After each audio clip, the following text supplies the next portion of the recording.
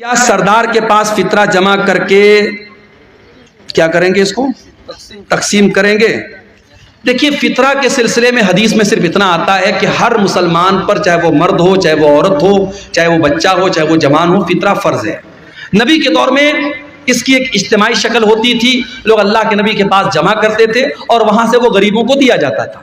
تو آج اگر آپ وہ شکل اپنا رہے ہیں، اپنے سردار کے پاس اکٹھا کر رہے ہیں اور وہاں سے وہ غریبوں کو دیا جا رہا ہے، بہت اچھی بات ہے۔ ہاں، تو کوئی حرج کی بات نہیں، اس میں کوئی دقت کی بات نہیں ہے، اجتماعی شکل میں دیا جا سکتا ہے۔ شرط یہ ہے کہ اس کا، دیکھیے، زکوٰۃ ایک الگ چیز ہوتی ہے۔ فطرہ کی رقم ہم صرف فقراء اور مساکین کو دے سکتے ہیں۔ فطرہ کی رقم مسجد میں نہیں دے سکتے، فطرہ کی رقم سے امام کی تنخواہ نہیں دے سکتے، فطرہ کی رقم سے کسی مولوی کو نذرانہ نہیں دے سکتے۔ جو غریب اور فقیر اور مسکین لوگ ہیں، ان کی ضرورتوں کو ہم فطرہ سے پورا کر سکتے ہیں اور کسی مصرف میں اس کو نہیں لگا سکتے۔ کوئی حرج کی بات نہیں، اپنے سے بانٹ سکتے ہیں۔ کیا میت کے نام سے افطار کرا سکتے ہیں؟ میت کی طرف سے جو عام صدقہ اور خیرات کیا جاتا ہے، تو بہت سارے اہل علم نے یہ کہا ہے کہ افطار بھی ایک طریقے سے لوگوں کو کھانا کھلانا ہے، اور وہ بھی ایک طریقے سے اگر ہم کسی غریب کو کھلا رہے تو صدقہ ہے، تو اس اعتبار سے میت کی طرف سے بھی ہم افطار کرا سکتے ہیں۔ لیکن بہرحال افطار چونکہ ایک مخصوص عبادت ہے اور مستقل طور پر ہمیں کوئی ایسی دلیل نہیں ملتی کہ نبی کے صحابہ نے اپنے مرے ہوئے ماں باپ کی طرف سے یا رشتہ داروں کی طرف سے افطار کرایا ہو، اس لیے افطار زندے ہی کی طرف سے کیا جائے۔ انسان اپنی طرف سے کرے تو بہتر ہے۔ اپنے مردہ لوگوں کی طرف سے اگر کچھ کرنا ہے تو غریبوں میں پیسہ بانٹ دے، غریبوں کو کھانا دے دے۔ افطار کرانے میں جو ہے پرہیز کیا جائے تو زیادہ بہتر ہے۔ تو یہ چند باتیں تھی۔ آج رسم و رواج کو توڑنے والے نہیں بلکہ بڑھانے والے بن گئے۔ بڑھا رہے ہم رسم و رواج کو۔ شادی کے پہلے ابھی آپ نے دیکھا ایک بہت بڑی شادی ہو رہی ہے گجرات کے جام نگر شہر میں۔ ممبئی اور گجرات کے بہت بڑے ادیوگ پتی گھرانے میں شادی ہو رہی ہے اور شادی میں 9 ارب روپے خرچ ہو چکے ہیں۔ ابھی یہ شادی کے پہلے کے فنکشن میں 9 ارب روپے خرچ ہو چکے ہیں۔ اور ایسا نہیں کہ یہ صرف ان کے دوسرے مذہب کے لوگوں میں ہو رہا ہے، مسلمانوں کا بھی بہت برا حال ہے۔ کلکتہ کے مٹیا برج میں گیا تھا، وہاں لوگوں نے مجھے بتایا کہ ایک بہت کروڑ پتی ارب پتی مسلمان نے اپنی لڑکی کی شادی کی تو کئی کلو اس نے سونا اپنی بیٹی کو جہیز میں دیا تھا۔ کلو، گرام نہیں، کلو میں اس نے اپنی بیٹی کو زیورات سے لاد دیا تھا اپنی بیٹی کو۔ کئی شادی ہو رہی ہے تو جتنے باراتی آ رہے ہیں سب باراتیوں کو سوٹ دیا جا رہا ہے، سارے باراتیوں کو سونے کی انگوٹھی دی جا رہی ہے۔ یہ مسلمانوں کیا بھی یہ حال ہو رہا ہے میرے بھائی؟ آپ کے سیمانچل کے علاقے میں کیا جہیز کی رسم نہیں ہے؟ کیا ہلدی کی رسم نہیں ہے؟ کیا عورتیں سندور نہیں لگا رہی ہیں؟ کیا بندی نہیں لگا رہی ہیں؟ بنگال میں آپ چلے جائیں تو کہیں فرق کرنا مشکل ہو جاتا ہے کہ یہ لڑکی، یہ عورت مسلمان ہے یا غیر مسلم ہے۔ جو نبی رسم و رواج کو توڑنے کے لیے آئے تھے، جو نبی ہمیں رسم و رواج کی بیڑیوں سے آزاد کرنے کے لیے آئے تھے، آج افسوس کی بات یہ ہے اس نبی کا کلمہ پڑھنے کے باوجود اور اس نبی سے محبت کا دعویٰ کرنے کے باوجود آج ہم رسم و رواج کی بیڑیوں میں جکڑے ہوئے ہیں اور نہ جانے کون کون سی رسم و رواج میں ہم پڑے ہوئے ہیں۔ ایک شادی میں گیا بنارس میں، ہمارے خاندان میں رشتہ داری میں شادی تھی، میں گیا تو شادی کے پہلے لڑکی والے بہت سارا سامان تیار کرتے ہیں، لڑکے والے دلہن کے لیے، بہو کے لیے۔ تو اس میں دیکھا کہ صاحب دلہن کے لیے ایک سہاگ کی پڑیا تیار ہو رہی ہے۔ وہ کچھ سامان تھے، کچھ جڑی بوٹیاں وغیرہ تھے۔ میں نے پوچھا یہ کیا ہے؟ کہنے لگے سہاگ کی پڑیا ہے۔ میں نے کہا اس میں کیا کیا ہے؟ پتہ لگا اس میں وہ ہے جو بال میں لگاتے ہیں، سندور ہے، بدیا ہے۔ میں نے کہا یہ کیا ہے؟ کہنے لگے سہاگ کی پڑیا ہے۔ معاف کرنا میرے بھائیوں، اسلام میں کوئی سہاگ کی پڑیا نہیں ہوتی۔ اسلام میں ایک شادی شدہ عورت کے لیے سہاگ کی کوئی نشانی نہیں ہے۔ بعض عورتیں سمجھتے چوڑی پہننا یہ سہاگ کی نشانی ہے، کنواری لڑکی بھی چوڑی پہن سکتی ہے۔ اور یہ سندور لگانا اور یہ بندیا لگانا تو بالکل مشرکانہ اور شرکیہ چیز ہے، یہ تو نہیں کرنا چاہیے۔ اور یہ جو منگل سوتر پہنتی ہیں کہ یہ صاحب یہ سہاگ کی نشانی، یہ بھی غیر مسلموں کا طریقہ ہے، اسلام سے اس کا کوئی تعلق نہیں۔ اسلام میں سہاگ کی کوئی نشانی نہیں ہے، سہاگ کی بس ایک نشانی ہے، شوہر کے دل میں بیوی کی محبت، بیوی کے دل میں شوہر کی محبت۔ یا صاحب شادی میں سہاگ کی پڑیا دی جا رہی ہے۔ شادی کے پہلے ایک رسم ہوتی ہے ہلدی کی رسم۔ کہیں کہ آپ نے دیکھا ہوگا ہلدی کی رسم میں باقاعدہ جتنی لڑکیاں ہیں سب پیلے رنگ کا کپڑا پہنے ہوئے۔ ساون کا مہینہ آتا ہے، ساون کے مہینے میں پیلے رنگ کا کپڑا اور پیلے رنگ کی چوڑیاں مسلمان عورتیں پہنتی ہیں۔ دھن تیرس کا تہوار آتا ہے بہار میں، میں نے پٹنہ میں دیکھا کہ مسلمان عورتیں مارکیٹ سے سامان خرید رہی ہیں. میں نے پوچھا یہ کیا ہو رہا ہے؟ کہنے لگے مسلمان بھی دھن تیرس کے دن یہ مانتا ہے، لوگوں کا یہ ماننا ہے کہ دھن تیرس کے دن کچھ نہ کچھ ضرور خریدنا چاہیے، چاہے جھاڑو ہی خریدا جائے تو غیر مسلموں کے ساتھ مسلمان بھی دھن تیرس کے دن کچھ نہ کچھ ضرور خریدتے ہیں. کیا ہے میرے بھائی یہ فضول کی رسمیں، یہ جاہلانہ رسمیں، اور آج بھارت میں دوسرے لوگوں کے ساتھ رہ کر کے ان کے کلچر سے ہم نے ایڈاپٹ کر لی، حاصل کر لی، اور ہمارے کلچر میں بھی وہ چیزیں شامل ہو گئی. ہمارے نبی تو رسم و رواج کو توڑنے کے لیے آئے تھے. ہمارے نبی کی شان تو یہ ہے، ہمارے نبی کا مقام تو یہ ہے کہ جب آپ معراج کے سفر پہ گئے تو بیت المقدس میں سارے نبیوں کی موجودگی میں اگر امامت کسی نے کرائی ہے، سارے نبیوں کا امام اگر کوئی بنا ہے تو جناب محمد رسول اللہ صلی اللہ علیہ وسلم بنے. سارے نبیوں کو آپ نے نماز پڑھائی، اور جب آپ دنیا میں تشریف لائے اور آپ نے مکہ کے کافروں کو بتایا کہ میں راتوں رات میں خانہ کعبہ سے مسجد اقصی تک گیا اور وہاں سے میں نے ساتوں آسمان کی سیر کی، تو مکہ کے کافروں نے کہا کہ اے محمد ہم تمہاری بات کو کیسے سچ مان لیں؟ جو سفر کرنے میں ہم کو 2 مہینہ لگتا ہے تم کہہ رہے ہو تم راتوں رات ہو کر کے چلے، ہم کیسے مان لیں؟ تو کچھ کافروں نے اللہ کے نبی کا امتحان لینے کے لیے کہا کہ اے محمد یہ بتاؤ کہ تم بیت المقدس گئے تھے؟ آپ نے کہا گئے تھے. کہا تم نے دیکھا تھا؟ کہاں دیکھا تھا. کہا اچھا یہ بتاؤ بیت المقدس میں کتنے دروازے ہیں، کتنی کھڑکیاں ہیں، کتنے روشن دان ہیں؟ بیت المقدس کے پورب میں کیا ہے، اس کے پچھم میں کیا ہے، اس کے اتر میں کیا ہے، اس کے دکھن میں کیا ہے، اس میں کتنے دروازے ہیں؟ اب ظاہر ہے آپ کے گاؤں میں پہلی مرتبہ آیا ہوں اور آپ مجھے اپنی مسجد میں نماز پڑھنے کے بعد جلسے میں لے کے چلے آئیں، اور پھر اس کے بعد میں 1 سال کے بعد آپ سے ملوں یا 1 مہینے کے بعد آپ سے ملوں اور آپ کے مولانا صاحب آپ سورا ڈھنگی آئے تھے ہماری مسجد میں، آپ آئے تھے، بتائیے مسجد میں کھمبے کتنے تھے، مسجد میں پنکھے کتنے تھے؟ میں کیسے بتا پاؤں گا بھائی؟ میں مسجد میں پنکھے گننے تھوڑی گیا تھا، میں کھمبا گننے تھوڑی گیا تھا، میں نماز پڑھنے گیا تھا، چلا آیا.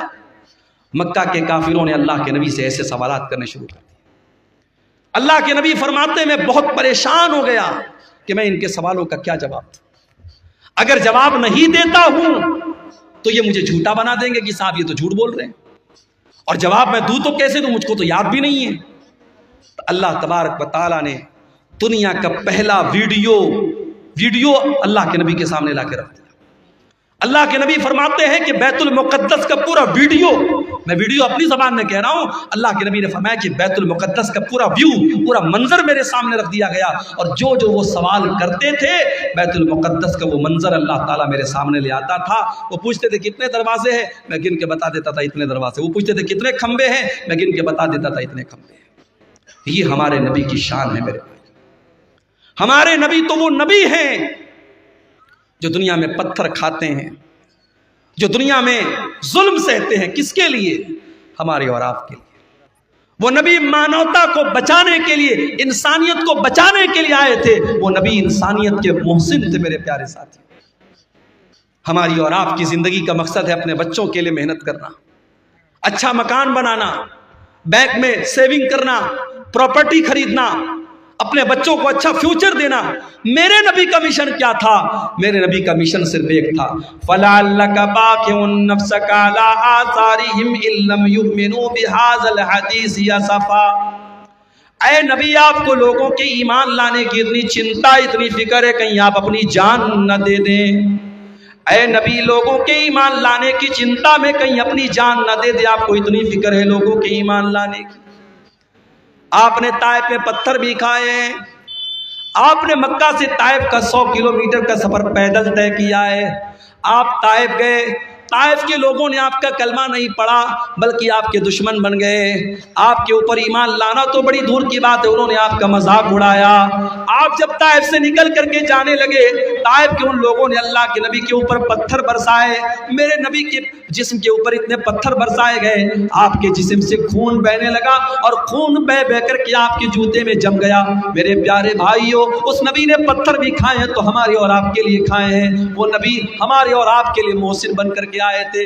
اسی لیے اللہ تعالیٰ قرآن کریم میں کہتا ہے وَمَا أَرْسَلْنَاكَ إِلَّا رَحْمَةً لِّلْعَالَمِينَ. او لوگو، ہم نے تم کو وہ نبی دیا ہے جو ساری کائنات کے لیے رحمت بن کر کے آئے تھے، رحمت بن کر کے آئے تھے. اور یہ مت سمجھو کہ نبی صرف انسانوں کے لیے رحمت بن کر کے آئے تھے، نبی تو جانوروں کے لیے بھی رحمت بن کر کے آئے تھے۔ ابھی کھیریا ہاٹ سے ہم گزرے، ہمارے ایک بھائی نے کہا مولانا صاحب یہاں مویشیوں کی مارکیٹ لگتی ہے اور جو جانور کو جو بیچنے والے ہوتے بڑا ظلم کرتے ہیں جانوروں کے ساتھ۔ واللہ جب ہم یہ سنتے ہیں تو تکلیف ہوتی ہے۔ ہمارے نبی نے جانوروں کے ساتھ بھی ظلم کرنے کی تعلیم نہیں دی ہے۔ ارے جس نبی کے امتی جانور کے ساتھ ظلم نہیں کر سکتے، اس نبی کے امتی آتنکوادی اور دہشت گرد کیسے ہو سکتے؟ میرے نبی نے تو بکرے کو ذبح کرنے کے ٹائم بھی حکم دیا ہے کہ بکرے کو ذبح کرنے کے ٹائم چھری تیز کر لو، بکرے کے سامنے چھری مت تیز کرو تاکہ اس کو ڈبل تکلیف نہ ہو۔ جانور کو ذبح کرنا ہے، حلال کرنا ہے، اللہ نے اس کو ہمارے لیے حلال بنایا ہے، اس کا گوشت ہم کھائیں گے، مگر اس کو حلال کرنے کا، ذبح کرنے کا بھی طریقہ بتایا ہے اللہ کے نبی نے، اس میں طریقہ ایسا بتایا اس کو تکلیف نہ ہو۔ اور آج میڈیکل سائنس بھی یہ کہتی ہے کہ جو جھٹکے سے جانور کو مارتے ہیں، کبھی آپ یوٹیوب پر دیکھیے جو جھٹکے سے جو مارا جاتا ہے اور گردن کے اوپر ایسے جو ہے وہ جو چاپڑ ہوتا ہے اور اس سے مارتے ہیں، تو وہ جو طریقہ جانور کو مارنے کا ہوتا ہے اور جو اسلام کا طریقہ ہے گلے پر چھری چلانے کا، دونوں میں بہت فرق ہے۔ اور اسلامی طریقے میں جانور کی جان فوراً نکل جاتی ہے، اس کو تکلیف نہیں ہوتی۔ جانوروں کے ساتھ بھی اللہ کے نبی نے رحم کا برتاؤ کرنے کا حکم دیا۔ سفر میں آپ جا رہے ہیں، اچانک ایک جگہ سے چیونٹیوں کے پاس سے آپ گزرے، صحابہ کرام کو چیونٹی کاٹنے لگی، صحابہ کرام نے آگ لگائی اور چیونٹیوں کو جلا دیا۔ اللہ کے نبی کو پتا چلا، اپنے صحابہ کو ڈانٹا اور آپ نے کہا کان کھول کر کے سن لو، آگ کا عذاب آگ کا رب ہی دے سکتا ہے، آگ کا عذاب کوئی اور نہیں دے سکتا۔ چیونٹی کو بھی جلانے کا آپ کو ادھیکار نہیں ہے، چیونٹی کو جلا نہیں سکتے آپ۔ اسی سفر میں اللہ کے نبی جا رہے تھے، ایک صحابی نے ایک لال چڑیا کے بچوں کو لے لیا اور لال چڑیا جب اپنے گھونسلے میں آئی بچوں کو نہیں دیکھا، پھڑپھڑانے لگی۔ اللہ کے نبی کی نظر چڑیا کے اوپر پڑی، آپ نے کہا اس کے بچے کو کس نے چھینا ہے؟ ایک صحابی نے کہا اللہ کے نبی میں نے چھینا ہے۔ آپ نے فرمایا جاؤ اس کے بچوں کو لوٹا دو۔ ایک چڑیا کو اس کے بچے سے جدا کرنے کی تعلیم محمد رسول اللہ نے نہیں دی ہے۔ جو ایک چڑیا کو اس کے بچوں سے دور کرنے کی تعلیم نہیں دے سکتے ہیں، وہ کسی ماں سے اس کے بچے کو دور کرنے کی تعلیم کیسے دے سکتے ہیں؟ میرے اللہ کے نبی فرماتے ہیں ایک عورت نے بلی کو پکڑا اور بلی کو باندھ دیا، قید کر دیا، نہ کھانے کو دیتی تھی نہ پینے کو دیتی تھی، یہاں تک کہ بلی مر گئی۔ اللہ کے نبی فرماتے وہ بڑھیا جہنم میں جائے گی، ایک بلی کو بے وجہ مارنے کی وجہ سے وہ جہنم میں جائے گی۔ دوسری حدیث میں اللہ کے نبی فرماتے ہیں ایک فاحشہ عورت نے، ایک بدچلن عورت نے، جب وہ کنویں سے پانی نکال رہی تھی، ایک کتا پیاس سے مر رہا تھا، اس نے اپنے چمڑے کے موزے میں پانی نکالا اور کتے کو پلا دیا۔ اس کے اس عمل کی وجہ سے اللہ تعالیٰ نے اس فاحشہ عورت کو بخش دیا، اس کو معاف کر دیا۔ یہ میرے نبی کی رحمت ہے، جانوروں کے ساتھ بھی اچھا سلوک کرنے کی آپ نے تعلیم دی ہے۔ اور جانور ہی نہیں، میرے نبی تو بے جان چیزوں کے لیے بھی رحمت بن کر کے آئے۔ وہ حدیث آپ نے سنی ہوگی، اللہ کے نبی کھجور کے تنے پر کھڑے ہو کے خطبہ دیتے تھے۔ ایک عورت کی نظر پڑی، اس نے دیکھا اللہ کے نبی کھجور کے تنے پر کھڑے ہو کے خطبہ دیتے ہیں، اس نے کہا اے اللہ کے نبی ہمیں اچھا نہیں لگتا ہے، آپ کھجور کے تنے پر کھڑے ہو کر کے خطبہ دے، ہمیں اچھا نہیں لگتا ہے۔ اس عورت کا بیٹا بڑھئی کا کام کرتا تھا، اس نے کہا اے اللہ کے نبی میں اپنے بیٹے سے کہہ کر کے ایک بہترین ممبر آپ کے لیے بنوا دوں گی۔ پتہ یہ چلا کہ آپ کے علماء اور آپ کے رہنما اگر تکلیف میں اور مصیبت میں ہیں تو آپ یہ مت کہہ کے پلہ جھاڑ دیجئے کہ صاحب ہم سے کیا مطلب ہے، اگر آپ کے علماء کو ضرورت ہے آپ کی تو آپ ان کی مدد کیجئے۔ صحابہ کرام اپنے نبی کو اگر دیکھتے تھے کہ یہاں میرے نبی کو کسی چیز کی ضرورت ہے تو صحابہ کرام اپنے نبی کی مدد کرتے تھے۔ یہاں حالات کیا ہے؟ لاک ڈاؤن لگا، مسجدوں میں پڑھانے والے امام اور مدرسے میں پرائیویٹ پڑھانے والے ٹیچر 5,000 10,000 جن کی تنخواہیں تھیں، لاک ڈاؤن میں ان کی تنخواہیں بند ہو گئی۔ مسجد کی کمیٹی نے کہہ دیا مولوی صاحب ہمارے پاس پیسہ نہیں ہے، مدرسے والوں نے کہہ دیا ہمارے پاس بجٹ نہیں ہے۔ کتنے مدرسے میں پڑھانے والے مولویوں کو میں جانتا ہوں، انہوں نے قرضے لے لے کر کے لاک ڈاؤن کا ٹائم گزارا۔ کتنے مسجدوں کے امام کو میں جانتا ہوں، انہوں نے لوگوں کے سامنے ہاتھ پھیلا کر کے اپنا کام چلایا میرے بھائی۔ اور آج جب لاک ڈاؤن ختم ہو گیا اور زندگی نارمل ہو گئی، انہی مولویوں نے اور انہی اماموں نے یہ طے کر لیا کہ آج کے بعد ہم مدرسے میں نہیں پڑھائیں گے، ہم کی کوئی چھوٹی موٹی دکان کر لیں گے، کوئی چھوٹا موٹا بزنس کر لیں گے، کوئی کاروبار کر لیں گے، مگر ہم یہ غلامی کی زندگی نہیں گزاریں گے، یہ غلامی کی زندگی نہیں بسر کریں گے۔ میرے بھائیوں، اپنے اماموں کا، اپنے علماء کا خیال رکھو۔ نبی کے دور میں اللہ کے نبی لکڑی کے تنے پر کھڑے ہو کے خطبہ دے رہے ہیں، عورت دیکھتی ہے، کہتی ہے اللہ کے نبی ہم سے دیکھا نہیں جاتا ہے، میرا بیٹا بڑھئی کا کام کرتا ہے، میں ممبر لا کر کے تیار کر کے آپ کو دے دوں گی۔ اگلا جمعہ آیا، خطبہ جمعہ کے لیے اللہ کے نبی مسجد میں آئے، دیکھا ممبر آ کے رکھا ہوا ہے اور کھجور کا تنا کونے میں پڑا ہوا ہے۔ اللہ کے پیارے نبی ممبر کے اوپر چڑھے خطبہ دینے لگے۔ حدیث کے الفاظ ہے، بخاری کی روایت ہے، فصاحت النخلا، کھجور کے تنے سے رونے کی آواز آنے لگی، کھجور کے تنے سے رونے کی آواز آنے لگی۔ اللہ کے نبی ممبر سے اترے اور اس کھجور کے تنے کو اپنے سینے سے لگایا۔ جب آپ نے سینے سے لگایا تو رونے کی آواز آنی بند ہو گئی اور سسکنے کی آواز آنے لگی۔ اللہ کے نبی نے فرمایا اگر میں اس کو سینے سے نہ لگاتا تو قیامت تک یہ روتا رہتا، اور اس کے بعد آپ نے فرمایا انہا کانت تبکی علی ما کانت تسمع من الذکر، چونکہ اس ممبر پر کھڑے ہو کر کے میں اللہ کا ذکر کرتا تھا، میں قرآن بیان کرتا تھا، میں حدیث بیان کرتا تھا، اس لیے یہ لکڑی کا تنا رو رہا ہے۔ میرے پیارے ساتھیوں، میرے نبی اس لکڑی کے تنے کے لیے رحمت بن کر کے آئے تھے۔ ہم اور آپ اتنے بڑے بد نصیب ہیں کہ آج اس نبی، جس نبی سے لکڑی کا تنا بھی محبت کرتا تھا، ہم اتنے بڑے بد نصیب ہیں کہ اس نبی سے کا نام تو ہم لیتے ہیں، اس نبی سے محبت کا دم تو بھرتے ہیں، مگر اس نبی کی سنتوں سے ہم پیچھے ہیں، اس نبی کے طریقے سے ہم پیچھے ہیں۔ نہ ہماری شادی بیاہ اس نبی کے طریقے کے مطابق ہے، نہ ہمارا لین دین اس نبی کے طریقے کے مطابق ہے، نہ ہمارا اخلاق اس نبی کے طریقے کے مطابق ہے۔ ہمارا نوجوان تو نوجوان 60 سال کے بوڑھے جب سیلون میں جاتے ہیں اور سیلون میں جا کر کے اپنی داڑھی کو مڈاتے ہیں اور کلین شیو ہوتے ہیں، انہیں شرم آنی چاہیے، انہیں غیرت آنی چاہیے، اور انہیں سوچنا چاہیے کہ ان کے نبی نے کہا تھا کہ داڑھی کو چھوڑ دو، ان کے نبی نے منع کیا تھا کہ داڑھی کو مت چھیڑو، داڑھی کو مت کاٹو، داڑھی کو مت موڑو۔ جس نبی نے داڑھی کو چھوڑنے کا حکم دیا تھا، آج اس نبی کے امتی سیلون میں جا کر کے داڑھی صاف کروا رہے ہیں۔ جس نبی نے ساری زندگی پاک دامنی کی زندگی گزاری تھی، جو نبی اتنے حیادار تھے کہ اللہ کے نبی کے بارے میں صحابہ کہتے ہیں کہ کنواری لڑکی سے بھی زیادہ آپ شرمیلے تھے، آج اس نبی کے ماننے والے اور اس نبی کا کلمہ پڑھنے والے بے شرم ہوتے چلے جا رہے ہیں، بے غیرت ہوتے چلے جا رہے ہیں۔ اس قوم کی لڑکیوں کو دیکھ لو، اس قوم کے لڑکوں کو دیکھ لو، آج بے حیا ہوتے چلے جا رہے ہیں۔ میرے پیارے ساتھیوں، اس لکڑی کے تنے کو بھی اپنے نبی سے محبت تھی، اگر ہمیں محبت ہوتی تو ہم بھی اس نبی کے طریقے پر چلتے۔ اور آگے بڑھیے، وہ نبی ہم سے بہت محبت کرتے تھے، وہ نبی ہمیں بہت چاہتے تھے۔ اللہ نے قرآن میں فرمایا لَقَدْ جَاءَكُمْ رَسُولٌ مِّنْ أَنفُسِكُمْ عَزِيزٌ عَلَيْهِ مَا عَنِتُّمْ حَرِيصٌ عَلَيْكُمْ بِالْمُؤْمِنِينَ رَءُوفٌ رَحِيمٌ۔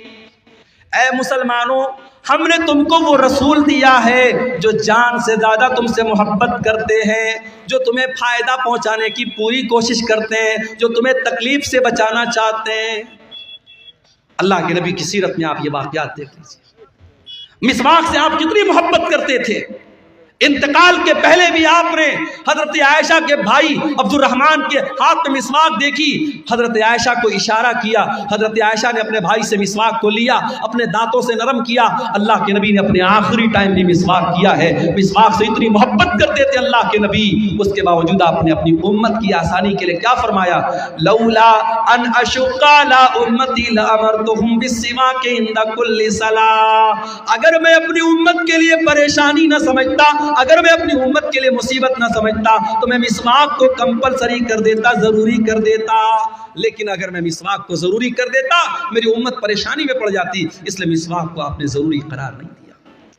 تراویح کی نماز کو دیکھو میرے بھائیوں، پہلے دن اللہ کے نبی نے تراویح پڑھائی تو تھوڑے سے صحابہ آئے، دوسرے دن آپ نے تراویح پڑھائی تو آدھی مسجد بھر گئی، تیسرے دن آپ نے تراویح کی نماز پڑھائی تو پوری مسجد بھر گئی، چوتھی رات آپ نہیں آئے، جب فجر کی نماز میں آپ آئے آپ نے فرمایا میں جان بوجھ کر کے نہیں آیا، اے میرے صحابہ اس نماز کو لے کر کے تمہارا جذبہ میں نے دیکھا، تمہارا شوق میں نے دیکھا، خشیت ان تفرض علیکم، میں ڈر گیا کہ کہیں تراویح کی نماز تمہارے لیے فرض نہ ہو جائے۔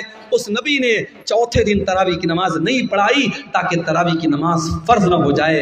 میرے بھائیوں، وہ نبی ہم سے اتنی محبت کرتے تھے، ہماری آسانی چاہتے تھے وہ نبی۔ معراج کے سفر میں آپ گئے، 50 ٹائم کی نماز آپ کو ملی، آپ واپس آئے، موسیٰ علیہ السلام سے ملاقات ہوئی، موسیٰ علیہ السلام نے کہا کہ اے محمد صلی اللہ علیہ وسلم کتنا آپ کو کیا حکم ملا اللہ تعالیٰ کی طرف سے؟ کہا کہ 50 ٹائم کی نماز ملی۔ کہا کہ آپ کی امت نہیں پڑھ پائے گی، میں نے بنی اسرائیل کو آزمایا ہے، میں نے تجربہ کیا ہے، بنی اسرائیل کو میں نے بہت آزمایا ہے، آپ کی امت 50 ٹائم کی نماز نہیں پڑھ پائے گی، آپ جائیے اپنے رب سے کم کروائیے۔ اگر اللہ کے رسول کو خود پڑھنا ہوتا 50 پڑھنے میں آپ کو کوئی دقت نہیں تھی، اپنی امت کی آسانی کے لیے آپ گئے اور 50 میں 10 کم کروا کے 40 لے کے آئے۔ حضرت موسیٰ نے کہا 40 بھی نہیں پڑھ پائے گی، واپس جائیے۔ آپ پھر گئے، 40 میں سے 10 اور کم کروا کے لائے، 30 ہو گئی، 30 سے 20 ہو گئی، 20 سے 10 ہو گئی، 10 سے 5 ہو گئی۔ 5 ٹائم کی نماز بھی جب اللہ کے نبی لے کر کے آئے، حضرت موسیٰ نے کہا اے محمد صلی اللہ علیہ وسلم آپ کی امت 5 ٹائم کی نماز بھی نہیں پڑھ پائے گی۔ اور واقعی میں 5 ٹائم کی نماز بھی آج ہم نہیں پڑھ پا رہے۔ بڑے کاروباری ہیں ہم، بڑے بزنس مین ہیں، دکان پر بیٹھے ہوئے ہیں، حی علی الصلاۃ کی آواز آ رہی ہے مگر ہمیں نماز پڑھنے کی فرصت نہیں ہے۔ رات کو 2-2 بجے تک ہمارے نوجوان موبائل پہ لگے ہوئے ہیں، اور فجر کے ٹائم 5 ساڑھے 5 بجے جب فجر کی اذان ہو رہی ہے اور مؤذن کہہ رہا ہے الصلاۃ خیر من النوم، نماز نیند سے بہتر ہے۔ 2 بجے تک 3 بجے تک رات میں جاگنے والا مسلمان فجر کی نماز میں سویا ہوا ہے۔ میرے پیارے بھائیوں، موسیٰ علیہ السلام کو کتنا بہترین تجربہ تھا اپنی قوم کا، انہوں نے کہا آپ کی امت 5 ٹائم کی نماز بھی نہیں پڑھ پائے۔ معاف کرنا میرے بھائیوں، آپ کا بزنس اور آپ کا کاروبار نماز سے بڑا نہیں ہے۔ آپ کاروبار بھی کیجئے، آپ بزنس بھی کیجئے، لیکن نماز اپنے ٹائم پر پڑھیے۔ اللہ قرآن میں کہتا ہے رجال لا تلہیہم تجارت ولا بیع عن ذکر اللہ واقام الصلاۃ، میرے نیک بندے وہ ہیں، میرے مومن بندے وہ ہیں، ان کا کاروبار، ان کا بزنس، ان کی تجارت ان کو نماز سے غافل نہیں کرتا ہے۔ وہ کاروبار بھی کرتے ہیں، وہ بزنس بھی کرتے ہیں، اور نماز کا ٹائم ہوتا ہے تو نماز پڑھتے ہیں۔ یخافون یوما تتقلب فیہ القلوب والابصار، وہ قیامت کے دن سے ڈرتے ہیں، وہ اللہ کے عذاب سے ڈرتے ہیں، وہ پابندی سے نماز پڑھتے ہیں۔ نماز کے سلسلے میں آپ کوئی ڈھیلائی مت کیجیے میرے بھائی۔ سعودی عرب کا ایک واقعہ ایک عالم نے لکھا وہاں کے کہ ایک مرتبہ میں فلائٹ میں سفر کر رہا تھا اور میرے ساتھ ایک فوج کا ریٹائر کرنل تھا جو پہلے فوج میں کام کرتا تھا، میرے ساتھ وہ بیٹھا تھا۔ کہتے میں نے فلائٹ میں سفر کیا، فلائٹ سے ہم لوگ اترے، ایئرپورٹ پر کافی دیر تک ہم بیٹھے تھے، دوسری فلائٹ کا انتظار کر رہے تھے۔ میں نے ایک بات نوٹس کی کہ تھوڑی دیر پر وہ انسان کسی کو فون کرتا ہے اور کہتا ہے کہ بیٹا آپ نے نماز پڑھ لیا؟ بار بار ظہر کا ٹائم آیا بیٹے سے پوچھ رہا ہے نماز پڑھ لیا، عصر کا ٹائم آیا بیٹا پوچھ رہا ہے نماز پڑھ لیا۔ میں نے پوچھا یہ کس سے آپ بار بار پوچھ رہے ہیں؟ فوج کا ریٹائر کرنل تھا سعودی عرب کا، اس نے اس مولانا کو جواب دیا کہ ہاں یہ میں اپنے بیٹے کو کال کرتا ہوں، اور میں ہر نماز کے ٹائم میرا معمول ہے اپنے بیٹے کو کال کر کے پوچھتا ہوں کہ تو نے نماز پڑھی کہ نہیں پڑھی۔ تربیت اس کو کہتے ہیں میرے بھائی، اپنے بچوں کو اچھا کھلا دینا، اچھا پہنا دینا، اچھے اسکول میں ایڈمیشن کرا دینا، ان کے گھر بنا دینا، ان کے لیے LIC لے لینا، ان کے لیے بینک بیلنس بنا دینا۔ معاف کرنا، تربیت یہی نہیں ہے، تربیت یہ بھی ہے کہ آپ اپنے بچوں کی آخرت کی فکر کریں، اپنے بچوں کی نماز کی فکر کریں۔ اسی لیے اللہ قرآن میں کہتا ہے وَأْمُرْ أَهْلَكَ بِالصَّلَاةِ وَاسْتَبِرْ عَلَيْهَا، خود بھی نماز کی پابندی کرو اور اپنے بچوں کو نماز کا پابند بناؤ۔ اللہ کے نبی فرماتے ہیں مُرُوا أَوْلَادَكُمْ بِالصَّلَاةِ وَهُمْ أَبْنَاءُ 7 سنین، جب تمہارے بچے 7 سال کے ہو جائیں ان کو نماز کا حکم دو، وَاضْرِبُوهُمْ عَلَيْهَا، اور جب 10 سال کے ہو جائیں اور نماز نہ پڑھے تو ان کی پٹائی کرو۔ اچھا 7 سال کے بچے کو پیٹنے کا حکم نہیں دیا اللہ کے نبی؟ ہمارے ہاں 6 سال کے بچے اسکول جاتے ہیں، سردی کے موسم میں 5 بجے اسکول کی وین آتی ہے، ماں زبردستی، بچہ آنکھ مل رہا ہے، اس کی نیند ابھی لگ رہی ہے، ماں تیار کرتی ہے، ڈریس پہناتی ہے، اسکول کا بیگ دیتی ہے، زبردستی اس کو وین میں بٹھاتی ہے۔ میرے بھائیوں یہ سسٹم صحیح نہیں ہے۔ 7 سال تک تو چائنا میں اور جاپان میں آپ دیکھ لیں، 7 سال تک کے بچوں کو تو ایسے ہی کھیل میں پڑھایا جاتا ہے، بچوں کو مارا نہیں جاتا، بچوں کو پیٹا نہیں جاتا۔ یہ سبق دیا تھا جناب محمد رسول اللہ صلی اللہ علیہ وسلم نے، 7 سال کا بچہ ہے، پیار سے سمجھاؤ، محبت سے سمجھاؤ۔ ہاں 10 سال کا ہو گیا، اب اس کے بستر الگ کر دو۔ 10 سال کا لڑکا ہو گیا، 10 سال کی لڑکی ہو گئی، ایک بستر پہ مت سلاؤ۔ 2 لڑکے ہیں ایک بستر پہ مت سلاؤ، بستر الگ کر دو، چادر الگ کر دو، کمبل الگ کر دو۔ ہمیں بڑی حیرت ہو رہی ہے صاحب، 10 سال کا لڑکا ہو گیا تو کیا ہو گیا، ہم بستر کیوں الگ کر دیں؟ اسلام وہاں سے شروع ہوتا ہے جہاں سے آپ کے سوچنے کی سرحدیں ختم ہو جاتی ہیں، اسلام وہاں سے شروع ہوتا ہے میرے بھائی۔ 10 سال کا لڑکا جو ہوتا ہے سمجھدار ہونے لگتا ہے، اس کے اندر فزیکل چینجز آنے لگتے ہیں۔ 10 سال کی لڑکی اب دھیرے دھیرے بالغ ہو رہی ہے۔ اسلام نے کتنا پاکیزہ مذہب ہے، 10 سال کا لڑکا یا لڑکی ہو جائے، اسلام کہتا بستر الگ کر دو تاکہ اب وہ جوانی کی طرف جب بڑھیں تو ان کے دل میں کوئی غلط خیال نہ آئے، اور ایک بستر پہ اگر سوئیں گے تو ان کے دل میں غلط خیالات پنپ سکتے ہیں۔ اسلام نے بستر کو الگ کرنے کا حکم دیا، اور اللہ کے نبی نے کہا 10 سال کا بچہ ہو جائے اور نماز نہ پڑھے تو اس کی پٹائی کرو۔ ہمیں وہ نبی ملے ہیں میرے بھائیو، وہ نبی ملے ہیں جو ہم سے اتنی محبت کرتے ہیں، ہمیں ایسی شریعت دے کر کے گئے، ایسا دین دے کر کے گئے، اس دین میں قدم قدم پر ہمارے لیے آسانی ہے میرے بھائی۔ ابھی ہم نے دیکھا دلی کے اندر جو واقعہ ہوا کہ سڑک پر لوگ نماز پڑھ رہے ہیں اور پولیس والے نے اپنے جوتے سے نمازی کو مارا، ہمیں بڑا غصہ آیا، بڑا جلال آیا، مگر ہم یہاں پر ایک بات یہ بھی کہیں گے، یہ اسلام کی تعلیم نہیں ہے کہ آپ پبلک پلیس میں نماز پڑھیں۔ اگر آپ کی نمازی زیادہ ہو رہے ہیں، جمعہ میں 2 جماعت آپ کر لیں، عید میں 2 جماعت کر لیں، سڑک پہ آپ نماز نہ پڑھیں۔ ہم اپنے مسلمان بھائیوں کو یہ سمجھائیں گے کہ آپ کا سڑک پر نماز پڑھنا صحیح نہیں ہے، لیکن ہم ساتھ میں اپنے سرکار سے، حکومت سے یہ بھی کہیں گے کہ یہ بھارت میں قانون ایک ہونا چاہیے، 2 طریقے کا قانون نہیں ہونا چاہیے۔ کسی مذہب کے تہوار تو کھلے عام سڑکوں پر منائے جائیں اور تہوار منانے والوں پر پھولوں کی بارش کی جائے، اور دوسرے مذہب کا مسلمان اگر ہفتہ میں جمعہ کی ایک نماز پڑھ لے تو آپ کا پولیس والا اسے جوتوں سے مار رہا ہے۔ یہ 2 طریقے کے قانون نہیں چلیں گے میرے بھائی۔ اور اگر مان لو حالات کبھی دنیا میں ایسے آ جائیں، ساری مسجدیں ختم ہو جائیں اور سارے جتنی اللہ کی مسجدیں ہیں ساری مسجدوں کو لوگ ڈھا دیں، گرا دیں، تب بھی معاف کرنا نماز بند ہونے والی نہیں۔ اس لیے کہ اللہ کے نبی فرماتے ہیں 6 چیزیں اللہ تعالیٰ نے مجھ کو ایسی دی ہیں جو کسی اور نبی کو نہیں دی گئی۔ اوتیت ستن لم یؤتہن احد قبلی، 6 چیزیں اللہ تعالیٰ نے اسپیشل مجھ کو دی جو کسی اور نبی کو نہیں دی۔ نمبر 1 اوتیت جوامع الکلم، اللہ تعالیٰ نے مجھ کو جوامع الکلم دیا ہے۔ اللہ کے نبی کی زبان سے چھوٹے چھوٹے جملے نکلا کرتے تھے لیکن معنی بہت بڑا بڑا ہوتا تھا، چھوٹی چھوٹی باتیں۔ جیسے مثال کے طور پہ اللہ کے نبی نے فرمایا انما الاعمال بالنیات، عمل کا دار و مدار نیت پر ہے۔ چھوٹی سی حدیث ہے لیکن اس کے معنی اور مطلب بہت بڑا بڑا ہے۔ دوسری چیز وَنُصِرْتُ بِالرُّعْبِ مَسِيرَةَ شَهْرٍ، اور میرے دشمن کے دل پر میرا رعب و دبدبا ڈال دیا گیا ہے۔ میرا دشمن 1 مہینے کی دوری پر بھی اگر مجھ سے ہو، اس کے دل میں میرا رعب و دبدبا ڈال دیا گیا ہے۔ تیسری چیز وَجُعِلَتْ لِيَ الْأَرْضُ مَسْجِدًا وَطَهُورًا، اور ساری کی ساری زمین میرے لیے مسجد بنا دی گئی ہے۔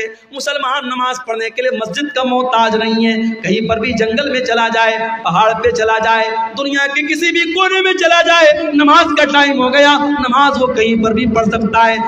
پاک صاف جگہ ہونی چاہیے۔ اگر پانی نہیں مل رہا ہے اس کے لیے ساری زمین پاک بنائی گئی، وہ کہیں پر بھی زمین پر ہاتھ مار کر کے تیمم کر سکتا ہے، ساری زمین اس کے لیے پاک بنائی گئی، ساری زمین اس کے لیے مسجد بنائی گئی۔ یہ ہمارے اسلام کی خاصیت ہے میرے بھائی۔ ہمارا دین بڑا آسان دین ہے۔ جاڑے کا موسم ہے، ہم نے موزہ پہنا ہے، سفر میں ہم نکلے ہوئے ہیں، موزہ نہیں اتار رہے ہیں، اسلام کہتا کوئی مسئلہ نہیں، تمہیں پیر دھونے کی ضرورت نہیں ہے۔ وضو کر کے اگر آپ نے موزہ پہنا ہے اور سفر کی حالت میں آپ ہیں تو 3 دن تک آپ اسی موزے کو پہنے رہیے اور اس پر مسح کر لیجئے، پیر کو دھونے کی ضرورت نہیں ہے۔ ہاں اگر اپنے گھر میں ہے تو 24 گھنٹے تک آپ مسح کر سکتے ہیں، 24 گھنٹے کے بعد آپ موزہ اتار لیجئے، پیر دھو کے پھر سے موزہ پہن لیجئے، وضو کر کے پھر سے پہن لیجئے۔ آسانیاں ہیں ہمارے دین میں۔ سفر میں ہم نکلے، ابھی ہمارے کٹیہار کے بعض احباب ہیں، کل ہم لوگ جہاں سے جمعہ پڑھ کے جامتاڑا گئے تھے، 350 کلومیٹر دور گئے تھے، سفر میں نکلے ہیں، نماز کا ٹائم ہوا، ہم 4 رکعت والی نماز کو 2 رکعت پڑھیں گے، سنت پڑھنے کی ضرورت نہیں ہے، فجر کی سنت پڑھیں گے، باقی کوئی سنت پڑھنے کی ضرورت نہیں ہے۔ 4 رکعت والی کو 2 رکعت پڑھیں گے، ظہر اور عصر کو اکٹھے پڑھ لیں گے، مغرب اور عشاء کو اکٹھے پڑھ لیں گے۔ آسانیاں ہیں قدم قدم پر ہماری شریعت میں۔ میرے پیارے ساتھیوں، یہی بات ہے جو اللہ قرآن میں کہہ رہا ہے لَقَدْ جَاءَكُمْ رَسُولٌ مِّنْ أَنفُسِكُمْ عَزِيزٌ عَلَيْهِ مَا عَنِتُّمْ، ہم نے تم کو وہ نبی دیا ہے جو تمہیں جان سے زیادہ پیار کرتا ہے۔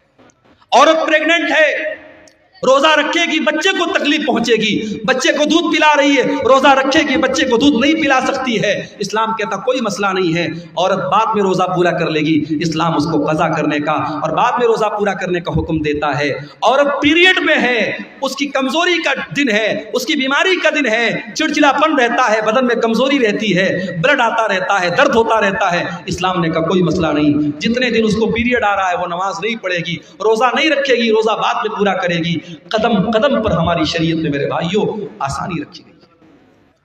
وہ نبی ہماری آسانی کا بڑا خیال رکھتے تھے اور وہ نبی ہم سے بہت محبت کرتے تھے، وہ راتوں کو اٹھ کر کے ہمارے لیے رویا کرتے تھے۔ میرے بھائی، میرے نبی رات کو اٹھ کر کے دعا کیا کرتے تھے، اے اللہ میری امت کا کیا ہوگا، اور اللہ تعالیٰ اپنے نبی کو تسلی دیتا تھا کہ آپ اپنی امت کے لیے پریشان مت ہوئیے، ہم آپ کی امت کے بارے میں آپ کو خوش کر دیں گے۔ شاعر نے کتنی سچی بات کہی ہے، سلام اس پر جو امت کے لیے راتوں کو روتا تھا، سلام اس پر جو فرش خاک پر جاڑے میں سوتا تھا، سلام اس پر کہ جس کے گھر میں چاندی تھی نہ سونا تھا، سلام اس پر کہ ٹوٹا بوریا جس کا بچھونا تھا۔ میرے پیارے بھائیوں، اس نبی سے ہمیں واقعی میں سچی محبت کرنی چاہیے، اس نبی سے واقعی میں سچی محبت کرنی چاہیے، اور وہ نبی صرف دنیا میں ہمارے کام نہیں آ رہے ہیں بلکہ آخرت میں بھی ہمارے کام آئیں گے۔ اللہ کے نبی فرماتے ہیں انا سید ولد آدم یوم القیامہ، قیامت کے دن سارے آدم کی اولاد کا سردار میں رہوں گا، واول من ينشق عنه القبر، اور قیامت کے دن سب سے پہلے میری قبر پھٹے گی، واول الشافعین، اور قیامت کے دن جب سارے نبی اپنا پلہ جھاڑ لیں گے اور کہہ دیں گے میں آج کسی کی سفارش نہیں کر سکتا، تو سب سے پہلے میں سفارش کروں گا اور سب سے پہلے میری سفارش قبول کی جائے گی۔ وہ نبی قیامت کے دن بھی ہمارے کام آئے گے۔ شاعر کہتا ہے بروز قیامت بجز نفسی نفسی، کسے یاد آئے گی اسلم کسی کی، بروز قیامت بجز نفسی نفسی، کسے یاد آئے گی اسلم کسی کی، نہ بھولیں گے جس کو نبی مکرم، وہ امت نہیں ہے تو پھر اور کیا ہے، زباں پر ہے نعت نبی مکرم، یہ الفت نہیں ہے تو پھر اور کیا ہے۔ وہ نبی ہم سے بڑی محبت کرتے تھے میرے بھائی۔ اللہ کے نبی فرماتے ہیں کہ اللہ تعالیٰ نے ہر نبی کو ایک دعا ایسی دی جس کے قبول کرنے کی گارنٹی لے لی، اور ہر نبی نے اپنی اس دعا کو دنیا میں مانگ لیا۔ اللہ کے نبی فرماتے ہیں کہ میں نے اپنی دعا کو سنبھال کے رکھا ہے، سارے نبیوں نے اپنی دعا کو مانگ لیا لیکن میں نے اپنی دعا کو سنبھال کے رکھا ہے۔ کس کے لیے؟ اپنے لیے نہیں، اپنے پریوار کے لیے نہیں، اپنے بچوں کے لیے نہیں، شفاعۃ لامتی یوم القیامہ، میں قیامت کے دن اپنی امت کے لیے سفارش کروں گا، قیامت کے دن اپنی امت کے لیے اللہ سے گر گڑا کے معافی مانگوں گا۔ میرے پیارے ساتھیوں، اس نبی کی قدر کرو، اس نبی سے محبت کرو، اس نبی کی اتباع کرو، اس نبی کی اطاعت کرو۔ اور میرے بھائیوں، یہ ہمارے مولانا توحید صاحب نے ایک پرچی دی ہے، اس پہ کچھ سوالات ہیں، میں ان کو جواب دے کر کے میں بات ختم کروں گا کیونکہ ہمارے ایک بنگلہ مقرر بھی موجود ہیں اور 3 بجنے والے ہیں۔ میں ان سوالوں کو مختصر طور پہ جواب دے کے بات ختم کرتا ہوں۔ ایک سوال آیا ہے، کیا عقیقہ کے جانور کے لیے دتا ہونا ضروری ہے؟ ضروری نہیں ہے، دتا ہو تو بہتر ہے، لیکن جانور عقیقہ کا جو ہے وہ دتا ہونا شرط نہیں ہے۔ اگر بچہ مرا ہوا پیدا ہو تو اس کا جنازہ پڑھیں گے یا نہیں، اس مسئلے میں علماء کا اختلاف ہے۔ علامہ البانی کی جو تحقیق ہے وہ یہ ہے کہ چونکہ بچہ جو ہوتا ہے 4 مہینے کا جب ہو جاتا ہے 120 دن کا، تو اس کے اندر روح ڈال دی جاتی ہے۔ ماں کے پیٹ میں بچہ جب 4 مہینے کا ہوتا ہے اس کے اندر روح ڈال دی جاتی ہے، اس لیے 4 مہینے کے بعد جب بھی وہ پیدا ہوگا، اگر وہ جنازہ پڑھنے، اگر وہ غسل دینے لائق ہوگا تو غسل دیں گے اور کفنائیں گے اور جنازہ بھی پڑھیں گے، اور یہی بات زیادہ مضبوط سمجھ میں آتی ہے دلیل کی روشنی میں۔ تو بہتر یہی کہ اس کا جنازہ پڑھیں گے، اگر کوئی نہیں پڑھتا ہے تو کوئی گناہ کی بات نہیں ہے، لیکن دلیل کی روشنی میں زیادہ مضبوط بات یہی ہے۔ کیا غیر مسلم کا روپیہ مسجد میں لگا سکتے ہیں؟